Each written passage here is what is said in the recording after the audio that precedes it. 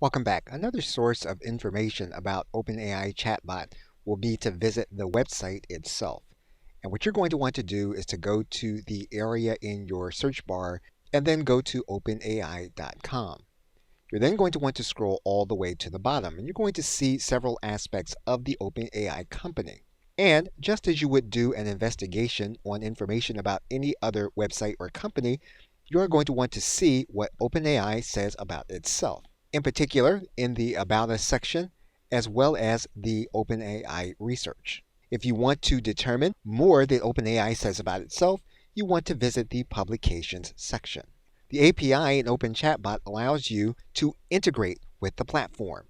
You are going to want to pay attention to the pricing element. That means then that if you are willing to program an application, you can interact with the models within OpenAI to connect to the data. And you'll need to pay attention to the pricing as of the recording of this video. You'll see pricing for image interaction. You'll also see pricing for language interaction. Before using the API, you are going to want to read the terms and policies of OpenAI. When you click this link, you're going to notice that it says ChatGPT, but it's not going to take you back to the chatbot. What this is going to do is to take you to a specific page telling you more about the chatbot. And this is where you want to read about what OpenAI chatbot actually does. And you're going to see examples, as of the recording of this video, of what OpenAI chatbot can do.